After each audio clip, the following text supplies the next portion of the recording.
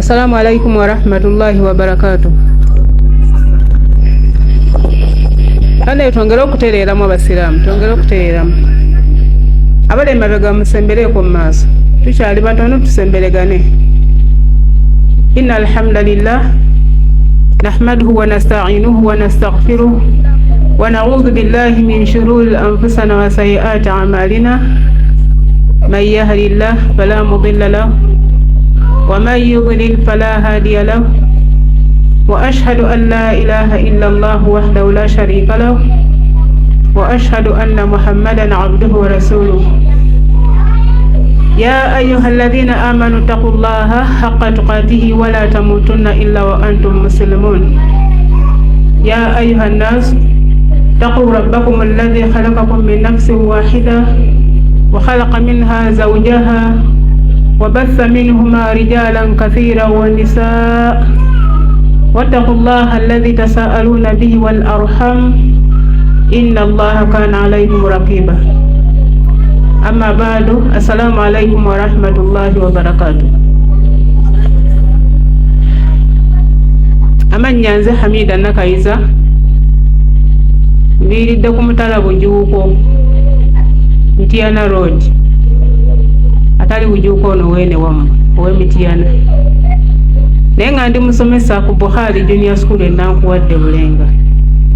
Tumwebaza Allah tabaraka wa taala nanyini matenda amajjivu agatalimu bukendeevu. Twongera okumwebaza Allah olw'ekyengera ky'okuba nti tukyali balamu. Alhamdulillah.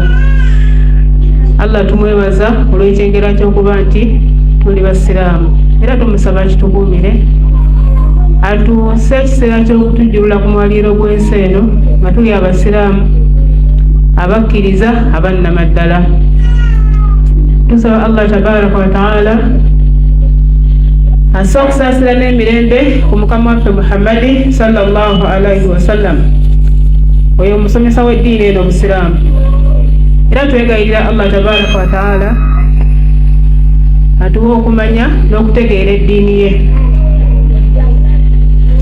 Tugenda kubanga twejjukanya kuswala, tugenda kwejjukanya oba tugenda kwogera ekigambo swala. Eswala nnene era tewali asobola kutuula wano n'agisomesa n'agimalayo mpozi nga bamuwadde ennaku 2 oba okusukkamu. Naye naffe olwaleero tugenda kuba twejjukanyako ekyo Allah ky'anaaba atusobozesezza insha Allah. Naam. Eswala sookera ddala eswala mpagi yakubiri mu mpagi z'obusiraamu. Ekyo olina okukimanya kubanga mbaka Muhammadi sallallahu alaihi wasallam yagamba nti as-salatu imadu ddiin, eswala mpagi ya ddiini. Singa omuntu amenyawo empagi y'eswala aba amenyeewo eddiini. Era singa omuntu ayimirizaawo empagi y'eswala aba ayimirizaawo eddiini. Era eswala kyekisumulizo ekya buli kirungi. Buli awulira nga ayagala ekirungi oba nga ayagala ebirungi bya Allah kuno ku nsi ne ku lunaku lw'enkomerero alina kwenyweza ku swala. Naam. Allah ekitiibwa yagamba mu suratu Nuuru aya 5:7 5:6 awo tutandikira 5:6. Allah agamba nti wa aqimu s-sola, abayi muyimirize mu swala. Kino kiragiro, sikusaba sikuteesa. Ani alagira? Allah tabaraka wa taala agamba nti muyimirize mu swala wa atu zaka, mutolere zaka mu maali zammwe. Wa atiu rasula, mugondere n'owekitiibwa Muhammadi sallallahu alaihi wasallam la'allakum tuflihun, mwijja kubanga muwona. Awulira nga mwetaaga okuwona ebizibu by'ensi eno n'ebizibu bya akhira. Allah ekitiibwa agambye nti ayimirizewo eswala mu biseera byazo. Ate atwale ne zaka mu maali ye bw'abanga obusobozi obwo abulina.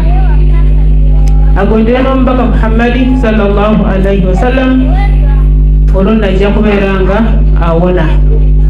Mbaka Muhammadi tumugondera tutya? Bw'omanya kyeyalagira teeka mu nkola, bw'omanya kyeyaziiza kireke. Tomupatiikako byataasomesa wadde byataakola oba byataalaba nga bakola n'abeera nga abiziiza, beera nga ebyo bireka. Naam, eswala kya buvunaanyizibwa omuntu asaala okubeera nga mukakamu mu swala ze era nga mwetoowaze. Omumanyi ayitibwa Hasan al-Basri yagamba nti halul mu'minu fi hayatihi halihi fi hayatihi, embeera z'omukkiriza mu swala ze era bw'atyo bw'awangaala ebweru w'eswala. Singa osisinkana omuntu nga mu swala abuguutana n'ebintu ebisigadde byonna abeera mu buguutanye, halul mu'minu fi hayatihi halul mu'minu fi salatihi halihi fi hayatihi. Omusiraamu oba omukkiriza embeera ze bw'abeera nga ali mu swala ne mu mbeera esigadde bw'abeera. Era bw'abanga mwami nga mu swala olaba abuguutana bubuguutanye, n'ewaka we bw'atyo bw'awangaala. Abantu babuguutanye babuguutanire, buli kimu agwira kigwire. Omuntu bw'awangaala mu swala bw'awangaala ne mu mbeera ze za bulijjo ng'avudde mu swala. Sanga okubuguutana, khalaqa al-insaanu min ajalata, omuntu yatondebwa nga mu buguutanye, naye wal khajalata min ash-shaytaani, okubuguutana nkola ya shaytaani. Allah yatonda omuntu nga ayagala nnyo ebyamangu, nga talina bugumiikiriza, nga buli kimu ayagala kya sipiidi, naye enkola eyo mwana wattu nkola ya shaytaani. Si kya buvunaanyizibwa omuntu okubeera nga abuguutana mu swala. Naam, Allah wekitiibwa yagamba mu suratul Mu'minuun, tukyali ku mbeera z'okwetowazaamu nga tuli mu swala. Qad aflaha al-mu'minuun, beesiimye abo abakkiriza. Alladhiina hum fi salatihim khashi'uun, abo mwana wattu abayingira mu swala zaabwe nga bakkakkamu. Qad aflaha al-mu'minuun, ekigambo ekyo qad litaqalil kitegeeza ebintu nga bitono nga si bingi. Kati Allah agamba nti qad aflaha al-mu'minuun, beesiimye abo abatono ennyo abatali bangi. Alladhiina hum fi salatihim khashi'uun, abo mwana wattu bwe bayingira mu swala zaabwe babeera beetoowaze, babeera bakkakkamu, tebabuguutana, tebabumbujja. Beba abantu abeesiimye ewa Allahu tabaraka wa ta'ala. Naam, era Hasan al-Basri ku nsonga y'okubeera nga tukakkana mu swala yagamba nti hayya ala ssala hayya ala al-falah. Omwazini bw'aba nga ayaziina ayogera ebigambo ebyo, hayya ala ssala, mujje eri esswala, hayya ala al-falah, mujje eri okwesiima. Oba tugamba nti mujje eri esswala, tujja ne tugirabako, buli omu n'akakasa, era we tukusanga awo tukakasa nti oyo ali mu swala. Kasita bagamba nti Allahu akbar, tutunga emikono tukakasa enswala tugirabyeko, tuli mu swala gye batuyise tugituukiriza. Ate hayya ala al-falah, okwesiima kwe tukulabako tutya. Allah kyeyali ategeeza, omumanyi yatematema ekigambo ekyo Hasan al-Basri n'agamba nti Allah kyeyali ategeeza mu kigambo ekyo, singa kakutanda n'ojja mu swala n'olongoosa bulungi eswala yo okuva mu wudhu, envunnama, enkutama, eswala yo neeterera bulungi ng'oli mwetoowaze, ng'oli mukkakkamu, n'ogivaamu mu mbeera ezifaanagana bw'etyo nga Allah agikkiriza, ogenda kulaba kye bayita al-falah, okwesiima, ogenda kusanga bweru wa swala. Kasita oyingira mu swala n'ogitereeza, Allah n'agikkiriza, n'oddayo mu duniya gy'ogenda okusanga kye bayita al-falah, okwesiima. Hayya ala swala, mujje eri esswala. Bw'omala okugisaala, hayya ala alfalah, ogenda kusanga okwesiima mu bulamu bwo obw'ensi eno. Kutandikira mu makaago, mu baana bo, mu duniya mwonna, ku mirimu gy'owangaalira, ojja kusanga okwesiima. Lwaki? Kubanga eswala wagitereezezza. Naam, Allah w'ekitiibwa mu hadithi al-Qudus, Allah w'ekitiibwa agamba omubaka Muhammadi sallallahu alayhi wasallam. Hadithi al-Qudusi kitegeeza ebigambo bya Allahu tabaraka wa ta'ala nga yennyini yabigamba omubaka Muhammadi sallallahu alayhi wasallam direct.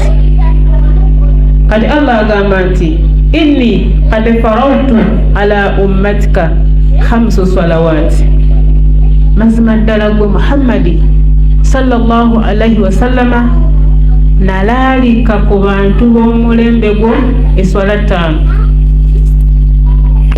Abaana abato abanyumya mulekeraawo, abaana abawala abanyumya mulekeraawo, musembere wano musome, buli myaka egisomera ddala obulungi ennyo.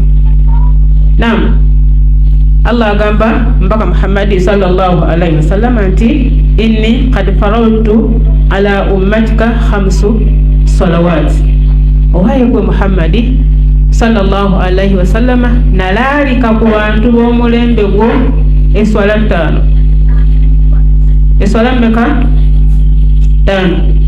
Nagamba nti man wafaahunna wudu'ahunna, omuntu anaagenda n'atereeza wudu ye, ayogera ku musaaze we yagenda okusaala, nti omuntu anaagenda n'atereeza wudu ye, wa mawaqihinna, n'atereeza n'ebiseera by'eswala, n'asaala eswala mu biseera byayo ebituufu, wa sujudahunna, n'atereeza n'envunnamaaze ye nga tavunnama byayagala, avunnama byeyasoma ebituufu.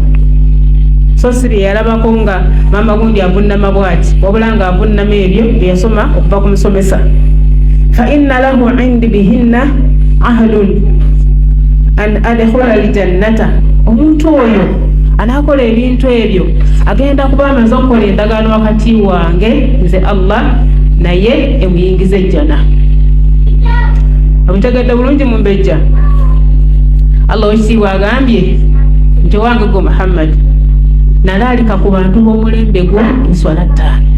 Naye omuntu anaakola ensonga eno n'alongoosa wudu ze bulungi nnyo okuviira ddala wansi eri mu bathroom, wamala okulongoosa wudu ng'ate yagisoma nga takola byayagala, oba nga takola byalowooza, oba nga takola nze nga bwendaba, ng'akola ebintu byasoma n'abitereeza bulungi, bw'avaayo eyo n'akwata ebiseera by'eswala, ng'eswala tagisaalira eri ku nsalo, dhuhuri agisaalira eri ku nsalo ne asiri eri yagisaalira eyo ku 9 eyo, mufunze n'asaala eswala mu biseera byayo ebituufu, n'atakoma kwekyo, n'avunnama ebitegeerekeka nga yabisoma, so si byayiyayiyawo, n'abivunnama bulungi nga yabisoma byakola. Allah agambye nti aba amaze okukola endagaano wakati we ne Allah ey'okumuyingiza ejjana. Ate n'agamba nti waman laqiya qad anqasa min dhalika shay'a, ate omuntu anaakendeezaamu mu ebyo wudu n'ekendeera, ebiseera biswala n'abikyusakyusa, envunnamaaze nga tezitegeerekeka, enkutama nga tezitegeerekeka, omuntu n'atandika obituulatoolako nga tebitegeereka bulungi. Allah w'ekitiibwa agambye falaisa lahu indi ahdun, talina ndagaano wakati we ne Allah yakumuyingiza jjana. Teriiwo abadan, teriiwo endagaano ey'okuyingiza omuntu oyo ejjana wakati we ne Allah, teriiwo. Allah w'ekitiibwa agambye nti in shitta azabtahu, bwe naaba njagadde nja mubonereza. Allah w'ekitiibwa agambye nti bw'anaaba yagadde omuntu w'ekika ekyo agenda mubonereza, oba bw'anaaba yagadde ajja kubeera nga amusonyiwa.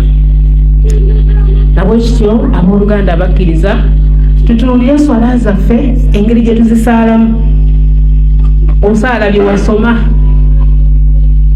ovunnama by'otegeera, wudu ogifuna ebitegeerekeka oba omala gasaala. Abasiraamu basaala, nange kankole ntya? Nange kansaale. Bategeka ddala saa y'okusoma esswala. Bagenda kusoma kiswala. Ffe twasaala dda. Waffe waliyo n'omuzikiti mu luggya. Twalina ne jjajja omujungu tewakuba yafa. Kati ate mbusome tugende tusome esswala. Wakiri osomeseeko ku by'obufumbo oba ku bintu ebirala. Naye mu swala omuntu talinnyayo, naye ng'ekigenda okweyingiza ejjana y'endagaano gye wakola ne Allah yeriwa. Kasita olongoosa wuzuyo n'otereeza esswalayo oba okoze endagaano ekuyingiza ejjana wakati wo ne Allahu tabaraka wa taala. Naam, Allah wekitiibwa agamba nti wa innama tuwaffawna ujurakum yauma alqiyama. Omuntu buli kyakola ku nsi kuno agenda kukyesasulirwa ku lunaku lw'enkomero. Buli kyokola ku nsi kuno, buli mulimu gwonna gw'okola, esswala gy'osaala mu biseera byayo ebyannamaddala, ewuzo gy'ofuna nga ntuufu, ekyambalo ky'oyambala nga kya mu busiraamu, buli mulimu gwonna gw'okola ogenda gusasulwa yauma alqiyama. Ate n'omuntu akola ekyenyuma ky'ebyo, esswala tazifaako, bw'aba zisadde azisaala mu gayaavu, oluusi asaalira ku nsala eri gy'ekoma, oluusi asaala talina wuzu, tamanyi kunaaba, bw'ava mu janaba tamanyi abinaaba atya, bya haidhi tamanyi abinaaba atya, yali awo hajjati asaala ebya vulugu. Oyo vulugu we yauma alqiyama naye agenda kubeera nga amusasula. Allah wekitiibwa agambye nti wa innama tuwaffawna ujurakum yauma alqiyama. Buli kyokola ogenda kubeera nga okisasulwa ku lunaku olw'enkomerero. Allah yatutonda n'atuteeka ku nsi kuno, n'atubuulira n'ensonga eyatutondesa, si kukoleramu bye twagala. Olunaku lulimu essaawa mmeka? Olunaku lulimu essaawa mmeka? Olunaku olulamba kiro n'emisana mulimu essaawa mmeka? Essaawa 24. Naye essaawa 24 ezo Allah atuwamu esswala mmeka? Esswala 5. Buli swala tugiwa ddakiika mmeka? Tugiwa ddakiika nga 7. Kati 7 emirundi 5 ziwe ddakiika mmeka ezo? Aba mathematics mukubemu awo tulabe. Wangi 35, eddakiika 35 ku ssaawa 24 Allah yazikuwa nga tolina wadde ekikumi ky'omuwadde. Weeyagaliramu n'okoleramu by'oyagala n'oyiyizamu byonna by'oyagala, naye Allah yakugamba nti muweeke eddakiika ezo ze mwogedde ziri mmeka? 35. Ajja gyagamba ezo yatusaba nnyingi. Gye bali bahajja tebakola ebintu ne bahaji agamba ezo yatusaba ki? Nnyingi. Kati olaba tulina okwoza engoye, tulina abaana, tulina obatwala ku ssomero, tulina okubajjayo. Kati obudde ombeera njoza ngo ate saala dhuhuli njagisalya ddala omu n'aswiri, tebaliyo babikola. Tubagamba nti inna lillahi wa inna ilaihi raji'un, gye tulaga akaseera katono. Allah wamala otutonda n'atuteeka ku nsi kuno, tabaraka wa taala yatubuulira ekyatutondesa. Bw'amala okukitubuulira ffe abantu n'amajinni, buli muntu yakitegeera bulungi nnyo, era nga tewali wayinza kubuuza ikoze agambye atya. Yakyogera nga akiri wawe nga kitegeerekeka bulungi nnyo. Allah n'agamba nti wama khalaqa aljinna wal insa illa liya'budun, wama khalaqtu aljinna wal insa illa liya'budun. Saatonda amajinni n'abantu okujjako ekyabatonda kubeera nga bakola ki? Nga bansinza. Kyekyo kyatutondesa. Wama khalaqtu aljinna wal insa, fa abantu Allah waki yatutonda n'amajinni kubeera nga liya'budun, tusinza Allahu tabaraka wa taala.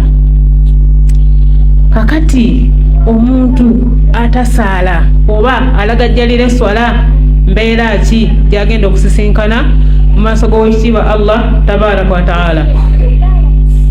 Allah agamba mu suratu Maryam aya 5 fakhalaqa min ba'dihim khalfun adaa'u as-salata wattaba'u ash-shahawati fasawfa yalqawna ghayya. Allah watu wayogera mu suratu Maryam. Allah yali atubuulira ku bantu abaali Abayisirayiri. Kiswa eno ekwata ku bantu abo abaali Abayisirayiri.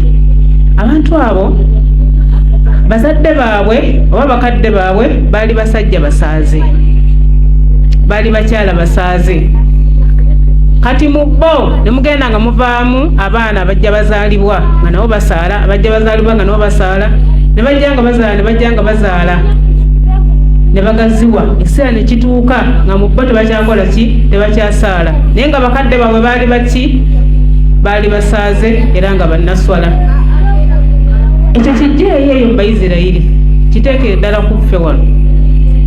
Mulimu abantu nga bazadde baffe, bakadde baffe baali basajja basaaze, baali bakyala bannaswala. Kati olwaleero luno osiŋŋaana omukyala nga takyayagala kusaala, omwami nga takyayagala kusaala, naye nga bakadde be baali baki, baali basaaze. Aya eyo kyetegeeza. Kati Allah agamba nti wattaba'u ash-shahawati, ne bagoberera obwagazi bw'emitima gyabwe. Omumanyi omu bwe yali avunula ekiyitegeeza n'obwagazi bw'omutima yagamba nti ne bagoberera obwonoonefu obw'emitima gyabwe. Wattaba'u ash-shahawati, ne bagoberera obwonoonefu obuli mu mitima gyabwe, ne bagaana okusaala. Naye nga ensibuko zaabwe mu bajjajjaabwe na biki baali baki, baali basaaze. Allah agamba nti fasawfa yalqawna ghayya, agenda kuteekebwa omuntu oyo oba abantu ab'ekika ekyo abagaana okusaala n'abalagajjalira eswala, bagenda kuteekebwa mu kifo nga kiyitibwa ghayya. Abantu abo bangi nnyo naddala ku mulembe guno, nga baava mu byalo eyo nga basomerako ne mu masomero ag'eddiini. Abazadde baali basaaze, bakadde baabwe baali basaaze. Kati bw'ava mu kyalo n'ayingirako eno e Kampala, e Bujuuko n'ebitundu ebirinaanyeewo, agenda okusanga ng'eno tusiba enviiri zirengejja, zirimu oluusi obumulimuli, naye ng'avudde eka nga baali bakola ki, nga baali basaala. Eno twambala engoye, tuzibako emisipi egimasamasa, tuli awo tulina amaalo, mu nnyindo tuteekamu ebituli, buli wamu tusaawo ebituli. Omuntu oyo naye n'agamba kansooke nnyimizeemu bino ebyeswala, birabika bidibya.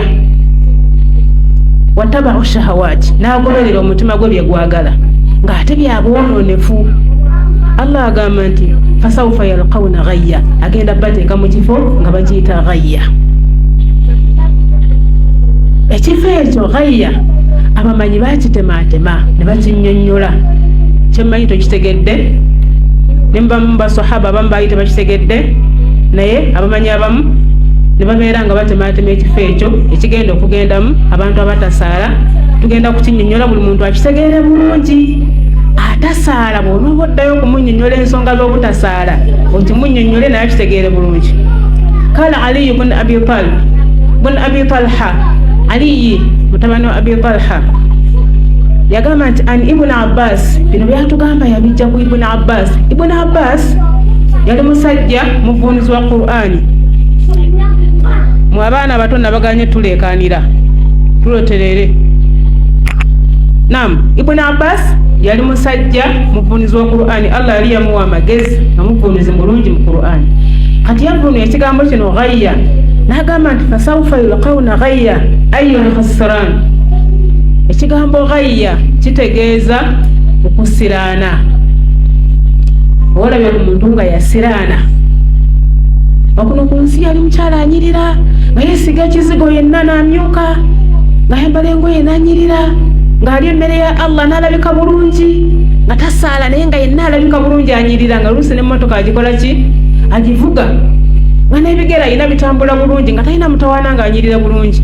Naye wa Allah abeera khasiraan, aba yasiraana. Omuntu eyasiraana bannange tewali nayandi mwegombye kubeera nga amulabako, abeera mu mbeera nzibu nnyo. Bw'atyo Ibn Abbas bw'avvuunula ekigambo ghayya yagamba nti abeera muntu nga yasiraana. Oyo bw'atyo wagenda okubeera yawma al-qiyama ng'atunuulira abadde eno abagenda mu jjana abalabika obulungi, naye nga ye alabikira mu kifaananyi ekyabo abasiraana.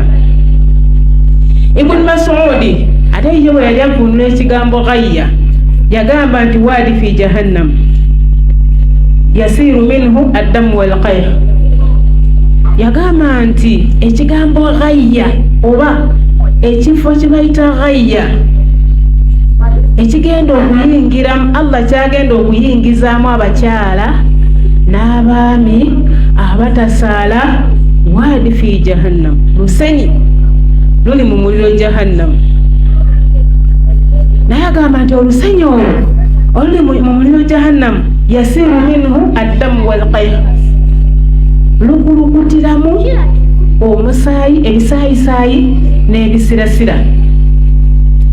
Lwe lusenyi olwo olugendamu abakyala n'abaami abakuba eswala amabega, oba basaala eswala nga balagajjavu nga tebafuddeeyo, ng'ali mu swala naye nga tamanyi nti eno gyendiko mpagi oba kino kyendiko kiri wagiri, ng'alina emyaka 4, 3, 5 n'okusoba n'okweyongerayo, naye nga tamanyi swala, naye nga nsaala, naye nga byasala tabikola ki, tabimanyi, naye nga amanyi ebintu biyitirivu kuno ku nsi. Esimu azimanyi, zi smartphone, simanyi zi touch, simanyi zi iPad, simanyi zaani, naye ebirala ebisingaku ebyo obunene ng'abimanyi, naye nga tamanyi swala, n'emyaka gye egya 25 oba 3 n'okweyongerayo, naye ng'ali ku nsi kuno ali emmere ya Allah, ayambuka akkirira, aserengeta, ayambala n'anyuma, naye nga wali tamanyi swala.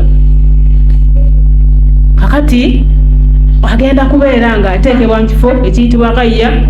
Ibn Mas'ud agambye nti kikulukutiramu ebisaayisaayi n'ebisirasira. Kati ebintu ebyo ebiriba bikulukuta, ebisaayisaayi n'ebisirasira bigenda kuba biva mu bantu abalibeera n'emisango gyabwe egy'enjawulo, naye ng'abantu abo balina gye babookera sayidi eri nga bali mu jahannamu babookya omuliro. Kati omuliro gunaabokya ennyo ne gubafumba nnyo, bagenda kuvaamu ebintu ebyo. Teka n'ekizampo kantu akatono ennyo, ogula kiro y'ennyama ewuwo oba kiro 5 n'okuma sigiri n'oteekako akatimba n'ogikalirira. Ennyama eyo bw'etandika okuyitamu omuliro bweti ne kutandika okuyingira, etandika okuvaamu omusaayisaayi, byenjogera bwe biri. Kati bwe bavaamu omusaayisaayi ogenda n'okulaba ng'evaamu n'ebyovu, mbeera ezifaanagana bw'ensonga omuliro gugikola ki? Gugiyingira. Kakati abantu bano abalibeera mu jahannamu nga bayokyebwa olw'emisango egy'enjawulo bagenda kuvaamu ebisaayisaayi n'ebisirasira, bibeere nga bikulukuta nga bikola omugga, olw'okuba nti bagenda kubeera bangi, nabyo bigenda kukola omugga nga munene nga bingi nnyo, nga bikulukuta bwe biti, bigenda kukola omwala bibeere nga bikulukuta. Bwe binaamala okukulukuta ne bituuka bwe bituuse Allah wanaaba yagadde nga bikolawo lutwandiise olutobazi. Mulumanyi olutobazi? Lugenda kubeera nga bikola oluntu olwo, naye nga lulimu ebintu ebyo nga biyitirivu, nga bisinga n'ennyanja obungi, olw'okuba bigenda kuba mu bantu nga bangi. Kakati abantu bano abatasaala, Ibn Mas'ud agamba nti ekyo ekifo ekifaanagana bwe kityo Allah mwagenda okubateeka mu bisirasira nga mulimu ebisaayisaayi nga bikulukuse ne bikuŋŋaanira ewantu ne bikola olutobazi, naye ng'olutobazi olwo bingi nnyo bisinga n'ennyanja obungi, ate nga byokya nnyo kubanga bigenda kubeera mu jahannamu. Naam, abakyala mukyali nange? Yes, yasiru minhu addamu walqayh, lugenda kuba olutobazi olwo nga lwa bisaayisaayi n'ebisirasira. Eri abo abantu abazannyira mu swala, abasaagira mu swala, abagisaala nga tebagimanyi, abatasalira ddala ekyo kyekifo kyabwe kyebagenda okuba nga bawummuliramu abambejja abo n'abalangira. Naam, omumanyi omulala agamba nti wadi fi jahannam khabithu ta'am. Tukyannyonnyola ekigambo kye bayita ghayya. Abange swala nkambwe nnyo. Omuntu atasaala Allah yamunyiigira nnyo, talina muzannyo naye. Era omuntu azannyira mu swala Allah tamuyinaako muzannyo. Tukyannyonnyola ekigambo kye bayita ghayya, ekigendamu abantu abatasaala n'abantu abasagira mu swala. Njagala kitegeerekeka ne bwe tukoma ku ekyo. Kasita kitegeereka buki bulungi. Omumanyi omulala yagamba nti wadi fi jahannam khabithu ta'am. Lusenyi lusangibwa mu muliro jahannam. Naye omumanyi ono yagamba nti lubi. Teri muntu yenna yandisaanidde genda mu lusenyi olwo olw'obubi lwabwo. Lubi nnyo, ye watu bwe yalwogerako. Luwunya, lukulukuta, lwa bisaayi na bisira. Lusenyi luzibu nnyo. Tekyandeetaagisiza muntu yenna kulukola ki? Kulugendamu. Ate omumanyi omulala n'alwogerako n'agamba nti olusenyi olwo lusangibwa mu mpompogoma. Mumanyi empompogoma? Wansi eyo wansi mu binnya ewala eyo. Mumanyi ebyo abakyala benjogera? Naam? We muli? Muli nange? Munyiize? Temunyiize? Njagala mbuuze nga munziramu. Njagala mbuuze nga munziramu. Naam. Omumanyi oyo yagamba nti olusenyi olwo ekisooka ye yalwogerako bino wammanga lulimu bisaayisaayi na bisirasira. Ekyokubiri lwokya nnyo. Ekyokusatu lusiŋŋaanibwa wansi eyo mu mpompogoma. Ate ekirala luli mu nzikiza y'amaanyi nnyo. Ebyo ebitende ebiri ku lusenyi olwo lwe bayita ghayya, abasaaze nga balaga jjali ya muswala n'abatasaalira ddala lwe bagenda okuwummuliramu. Bwetyo bwe lufaanagana. Bannange, omuntu ng'azannyira mu swala bw'oddayo omumpeera salaamu n'omubuulira ekigenda mu maaso ku sayidi ye. Omuntu asaagira mu ki? Mu swala. Guno gwe mulembe gw'osiŋŋaanako omwana ow'obuwala ng'afuna ewuvu ng'ayambadde akantu kamukutta omukono kakunyozezza bwe kati nga tasobola nakaba embululako kubeera ng'anaaza mukono ng'asiiga guli ku ngulu bw'ati. Byonna obisanga mu guno omulembe. Oba tulaga wa? Abakyala, oba tuli ludda wa? Guno gwe mulembe gw'osiŋŋaanamu omuntu ng'akuba tayammamu bw'awulira empewo naye nga waliwo amazzi. Ghayya ye solution. Ghayya teki ye solution. Nosiŋŋaana omukyala yasiba amaviiri mangi galengeja naye nga mukyala musiraamu, galeebeeta gakomeera obwe gati. Kati agenda kunaaba atya? Agenda kufuna atya wuzu? Ekyanavaamu ng'asaala buki? Haji ayagala nsaali ng'asaala. Ghayya ye solution. Dakiika ziweddeyo? Sigaza bbiri? Kale kamalirize. Naam, olwo olusenyi oluyitibwa ghayya. Okumanya Allah yabeera mukambwe nnyo eri omuntu atasaala. Tusembyeyo aya eno esangibwa mu suratu Mudaththir. Allah olukitiibwa agamba nti andil mujrimiin, yabayita n'abayaaye. Allah wattabbu nnyo ku muntu atasaala, tayagalira ddala. Yabayita bayaaye abatasaala. Mu suratu Mudaththir aya 4 egy'okusanga bino byenjogera. Allah olukitiibwa agamba nti andil mujrimiin ma salakakum fi saqar qalu lam naku minal musallin. Abantu bano waliwo malayika za Allah ezikuuma emiryango gy'omuliro. Bagenda kusikirwa malayika za Allah ez'ebitiibwa nga zibatwala mu kifo kyabwe ghayya, kisangibwa mu muliro.